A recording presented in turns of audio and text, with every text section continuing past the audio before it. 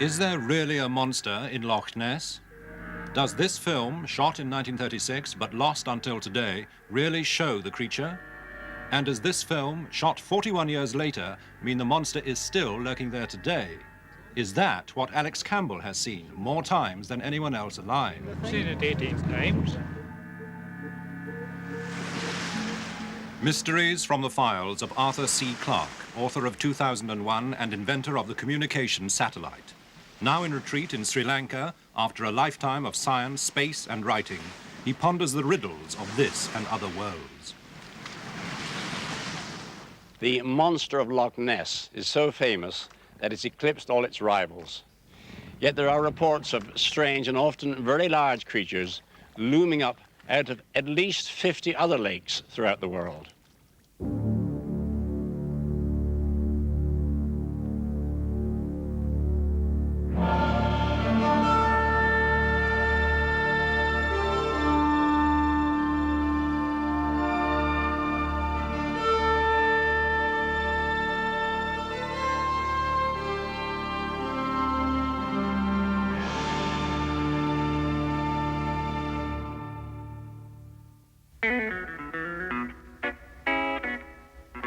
Lake Okanagan, Western Canada, 130 miles long, 800 feet deep, and apparently abode of one of the world's most frequently glimpsed monsters, Ogopogo. 63 OV country, mainly clouds today with a high from 4 to 6 degrees. The lows tonight around the 0 mark. Wednesday, according to Old Stormy, to be... Today, Ogopogo's the star of a phone-in on local radio station CKOV in Kelowna. Period. I like the sounds of CKOV. Good morning and welcome to OV's Open Line program. I do believe that's what's going on in here this morning. Therese, how are you? I'm fine, thank you. We're talking about the Ogopogo today. A lot of people in the area have seen it. The legend goes on for many years, and we'll be talking to some experts. I believe we've got Arlene Gall coming in. Arlene wrote a book on it. That's right. But we're going to go to the phone lines right now. Line 2, good morning. Hello there. Mr. Pugliese. Yes, go ahead, sir. You want to know about Ogopogo? I certainly do. Yeah, okay. I had a taxi and I took a passenger to the hospital and then I was coming down Abbott Street. And I got far as about here. I looked at the lake. I was surprised and I seen this thing come out of the water. Well, it's like a horse's head with the kind of horns on it. Well, he was huge, you know, standing up there, oh my, just like a, you know, like a big serpent. Then another fellow come behind me and he says, what are you doing looking at? He says, I see no Ogopogo over there. And he says, where? Over there, he says. I had the door open, the car, and I stepped out just a little bit, and he slipped back in the water, see? And he says, gee, look at the big waves there. And all we can see is big waves going down there to Fred's place where he had the boat rental. And they disappeared, see? And then I got all excited. I got in the car and I pulled to the willow end. And I told the people, I says, they were having breakfast, I just seen Ogopogo. And they says, what the heck you been drinking, eh? Line 4, go ahead, please. Hello, John. How are you? I'm not too bad. Good. Are you going to give me your name? No, I'm not. Okay. Tell me about I saw Ogopogo off of Sarson's about 4 years ago. Okay, you don't want to give your name on the air. No, I don't. You've told some people, obviously. Yes. Are you afraid that they might think you're a little bit of a... Well, I had some strange phone calls. And I get them every day. That's what they pay me for. Well, I don't get paid for them, so I don't really want any more, thank you. We were up on the beach having a picnic, and my daughter was on the swings when I saw this creature underneath the wharf there. And when I turned around and saw it and realized that it was the legendary Ogopogo, I just freaked out. I grabbed the baby and ran down to the beach, and I guess I yelled over and over, that's him. She was screaming like anything. She just couldn't believe it. Her face was red. And, It was fishing or whatever it was doing, and it was there for quite some time. then it straightened out and went along those poles. And as it traveled along, just the 3 humps were showing. And they were from one of those end of those poles to the other in the space the 3 humps were. It traveled along the beach till about the corner over there, and then it turned and went straight across the lake. Now I would hesitate to go on the lake because it's such a huge thing that I think it could tip a boat over. And not being a swimmer, I would drown, so I haven't been on the lake since.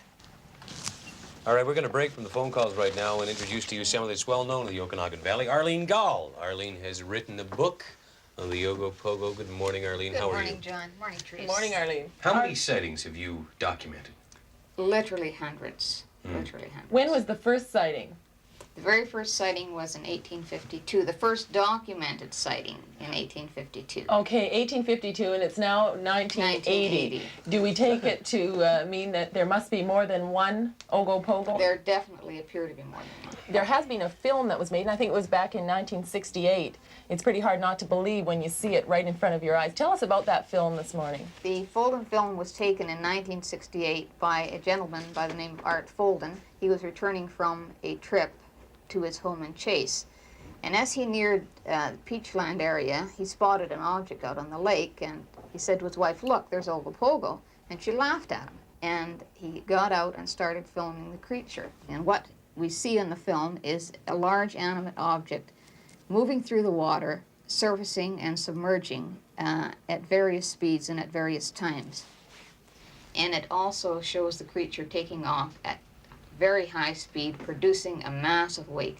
And this is the footage in the film that I like very much, because you see a creature just pushing water something terrifically with a massive wake in front, just creating huge wave action. This is believability on my part. Have there been any recent sightings? We've had approximately 7 to 8 sightings this year, but we have one that has been the very best sighting. Why? It was the Rieger family. It was a beautiful day. The water was just as calm as glass. And I just took a look across, I could see a big wave coming. And at that time, I just didn't take much notice of it, and it kept coming closer, and I thought to myself, why would there be a wave coming if there's no wind or anything? So I called to my son, I says, come on back here, and I says, take a look and see if you think what the heck's coming down the lake here. So he took a look at it, and he says, gee, I don't know. So we had his grandson, my grandson was along too. And he said, hey, Grandpa, he says, that's the Ogopogo. It would have ran right into us, but we had to weir the boat off alongside, and then we followed it alongside for about, maybe 15 to 20 minutes. And I'd say the monster was possibly 14 to 16 feet long, which was above water, sticking above about 3 feet. And had quite a hump on the front shoulders, and had a hump on the back where the tail went. And I'd say the tail was approximately, probably 30, 40, maybe 50 feet, because we couldn't see the end of it. But he did have a long tail. He had 4 legs, and I'd say the monster weighed approximately maybe 30 ton. And his head in the front was moving from side to side. It seemed like he was looking for fish or feeding or something like that, and he was stirring up a tremendous amount of water. If I would have never seen it, I would have never believed it. And actually, I don't care if anybody believes me or not, but I seen this animal, and I know it's here, and I know it's a tremendous-sized animal. That's it for today. Thank you so much for participating in the program. We're on tomorrow morning at 8:30. Have yourself a safe day. Thank you. I'm John Michaels. Bye-bye. I'm Teresa Elvis. Bye-bye. Across the world, the lakes that boast monsters also attract posses of intrepid pursuers, ready to take to the water at the drop of a hat.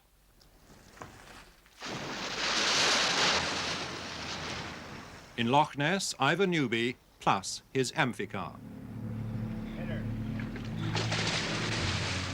In Lake Okanagan, a midnight vigil by 60 divers in search of Ogopogo. There have been red submarines, yellow submarines. A big game hunter, four-armed with a monstrous cage.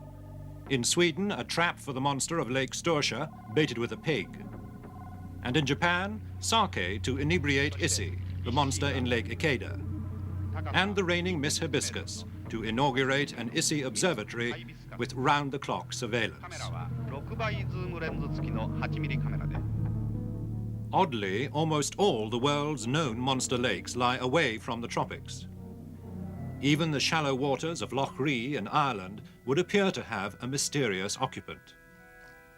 Witness the testimony of 3 men of the cloth in a boat out one evening in May 1960. Father Burke, Father Murray, and Monsignor Quigley. We were lolling about in the boat, doing nothing, hoping for a breeze would come up that we could do a bit of fishing in the night rise. When suddenly Father Quigley said, "Do you see what I see?" "What do you see?" "Look over there," says he. So I looked. I think it's something on top of the water. Hump, head out of it. Moving slightly to our right, slowly. And I remember saying, "What the hell is it?" It wasn't, if it was a fish, you'd see some kind of commotion on the surface. Or if it was a needle-like thing, you'd see a kind of wriggle, but there was nothing at all. It could have been the periscope of a little submarine. My reaction was one of astonishment, because I knew that it was a very large creature, larger than any fish that could have been in the lake. Afterwards, we discussed the matter and, well, we agreed that it was something in the nature of a large serpent. They said we had been indulging too liberally or something, that we were seeing strange creatures on the water. Well, you can say quite honestly that we didn't have a single thing in the way of nourishment on that particular day. Maybe it was a crocodile. An Irish crocodile. But the rarely seen beast of Loch Ree is shyness personified, beside the granddaddy of all the lake monsters.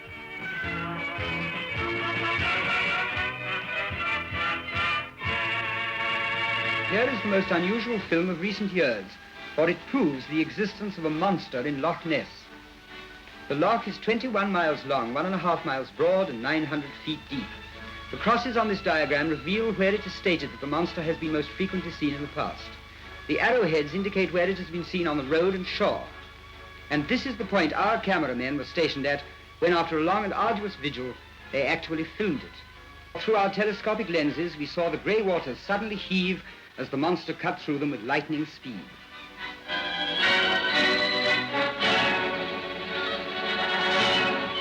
Climatic conditions and exposure day and night to bleak and stormy weather affected our film, which accounts for the misty results. But this is unimportant in comparison to the achievement of filming the monster itself for the first time in history. This film was taken in 1936, 2 years after a London surgeon, R. Kenneth Wilson, snapped the most famous Loch Ness picture of them all. Also in 1934, this strange photograph. Is it a flipper? Metalworker Hugh Gray took this after church one Sunday. And in 1951, Lachlan Stewart's classic picture of the humps. Does this dawn picture show a monster or a wave? Is this the monster's flank, or just a fake? And does this 1977 picture show the monster's head and neck? 50 years of photographs have served only to deepen the mystery, yet the eyewitnesses are insistent. In this boat, a handful of the 3,000 people who've now reported seeing the monster. Alex Campbell, water bailiff on the loch for 47 years, who believes he's seen it 18 times. Peter McNabb, a banker from Irvine, who took a famous picture in 1955. Accountant Peter Smith and his wife Gwen from Luton, who in 1977 took the most recent film. I was stunned, taken aback, shut my eyes 3 times to see that I wasn't imagining things, and then the head, neck, huge hump body, perfectly clear without any doubt, and I knew right away that that creature was scared because of its behavior. The head was going like that, quite, whoa, fantastic. And then I realised it realised itself. The trawlers were present. As soon as the bow of the first trawler came within my line of vision, naturally it was within its line of vision. Oh, heavens. Plunged out of sight, gone. Well, I estimated the length of the body at 30 feet at least. The height of the head, neck above water level, 6 feet. And the colour of the skin was grey. I saw something beginning to surface. And in a state of very great excitement, took down the camera, fitted on the long focus lens without looking at anything. By the time I looked up, this creature was showing a black, undulating, or rather a dark-coloured, undulating creature, a live creature. I lifted the camera, took this shot, which was naturally rather hazy because I had to hold this long focus camera. There's camera shake, excitement, and all the rest. In the picture is the tower of Urquhart Castle. I understand it's a 40-feet high tower, which gives an excellent impression of the overall length of the monster. It's been estimated at between loosely 30 and 40 feet. Before I could get a second shot or anything else, as far as I remember, because it's all hazy now with the excitement, it was gone. Well, we were standing on the south shore of the loch, some way up here, looking across the loch. Peter was looking down at an oil drum somewhere further down, and I was looking across at the castle, just having a look at it, and this thing suddenly came vertically up out of the water. Well, my first impression was of a periscope-like object which had a slight lean to it in the water, although the head part seemed to be held horizontally. It appeared to rise up a considerable height, at least the height of a man, and it was, I would say, a good foot thick. With the naked eye, it was just a black pillar shape with a rectangular-shaped head on the top. At one point, I watched it actually turn its head through about 90 degrees, because normally it was in profile, but the head slowly turned round until it appeared as though it was either looking directly at us or directly away from us. And when it did this, it appeared to be the same thickness as the neck. It disappeared as a separate entity, and then it turned back again the same way as before. I've no doubt that the eyewitnesses have seen and indeed photographed something quite real. But it could have been a skull of fish, the wake of a boat, seabirds, a seal. Many possibilities have been suggested. The trouble is, it's very easy to be mistaken. For example, this looks like the most famous Loch Ness Monster photo ever made, but actually, it was taken right here. We're at the entrance of Trincomalee Harbour. Believe it or not, an elephant used to swim across this opening. And the island on the right is called Elephant Island for that reason. Now, I'm not for a moment suggesting that any of the Loch Ness sightings were due to swimming elephants, but this does show how easily it is to be mistaken. But for all that, for half a century, the lure of Loch Ness has inspired men to hunt for the monster. Most dedicated of all the sleuths, Tim Dinsdale, once an aeronautical engineer, now a veteran of 20 summers living afloat on the loch, with some classic monster tales in his locker. I saw an object about 250 yards away, as near as I can guess, which came out of the water, sort of. At first I thought it was a cormorant's neck, but then, of course, you could see that it wasn't a cormorant because it was too big, and it came out like a black snake, like a black anaconda. That's what it looked like. It came out of the water like that, and then it went down, and there was a boil of white foam. And then it broke surface once again with a boil and went on. I didn't see it again. Very quick, seconds, but it was real. And it had a startling effect on me, as it does, I think, when you get moderately close to these things. It suddenly becomes tremendously alive. And the first thing I did was put my life jacket on. You see, I don't normally wear one because you can't live in them, quite frankly.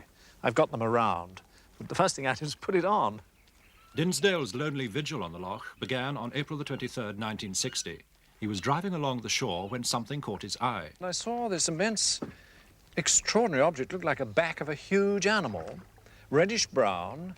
It stood 2 or 3 feet out of the water, 4 or 5 feet across, probably nearly as long as this boat, quite motionless, reddish-brown, and a blotch on the left flank, which I could see very clearly. And then, while I was watching it, it started to move. A most electrifying moment. This huge thing started to surge away across the water. And I turned the camera and I shot about 40 feet of black and white film at extreme range, but nevertheless it was on film. This hump going across the water made a huge glassy wake, no prop wash visible. And then it approached the far shore and then turned through 90 degrees and progressed under the surface, throwing up a wave which has since been measured on the film at a height of about 2 feet. In 1966, the Royal Air Force long-range photographic experts studied the film, and they said the film is not faked. It's taken from approximately the place stated at Loch Ness, which is about 300 feet up on the shore. The object seen is neither a surface boat nor a submarine. It moves up to a speed of 10 miles an hour, and a cross-section through it, a sausage slice, would be 6 feet in width, and as 3 feet of it is above the surface, they estimate will be at least 2 feet below. And finally, they said we think it is probably animate, alive.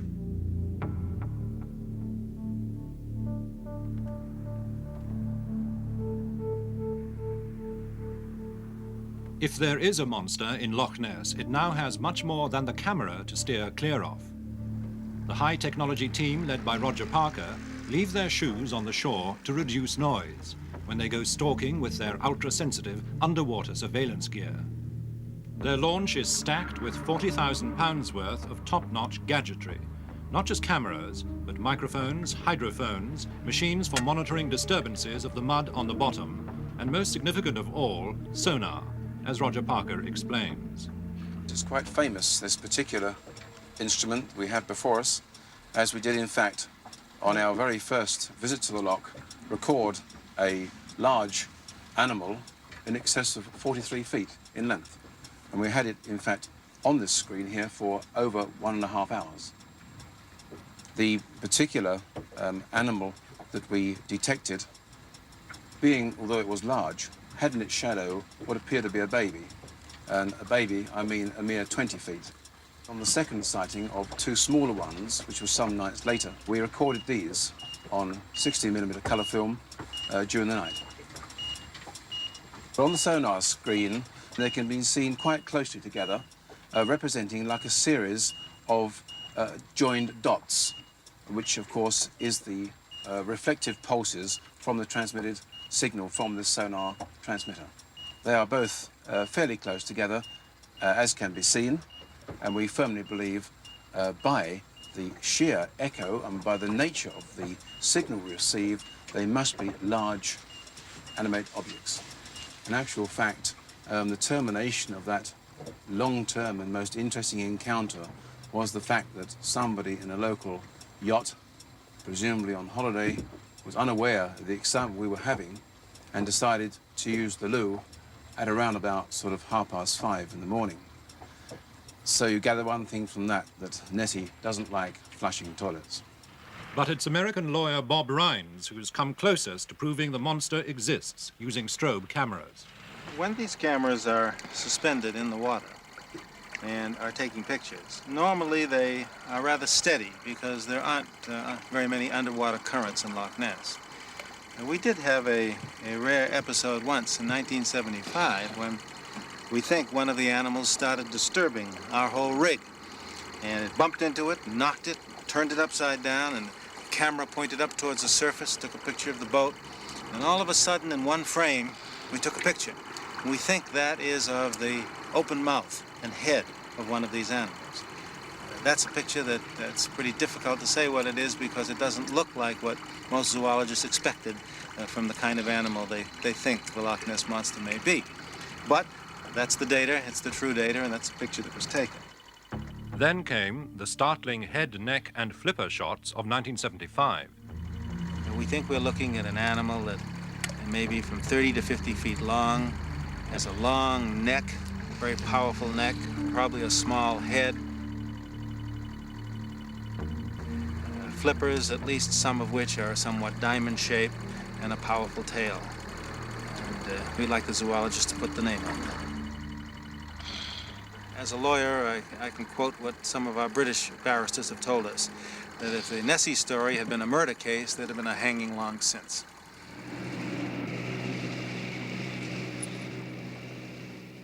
Frankly, I'm much more skeptical of lake monsters than of sea monsters, because lakes, after all, are fairly small bodies of water, and there are plenty of eyewitnesses around them. And if these creatures come up to breathe, why aren't they seen more often?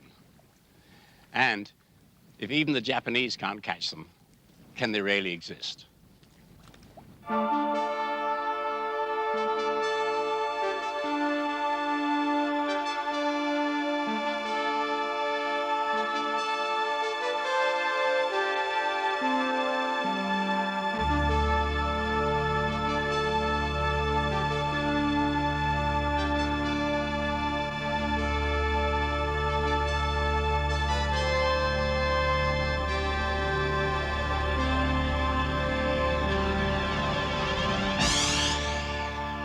Next week, the Great Siberian Explosion.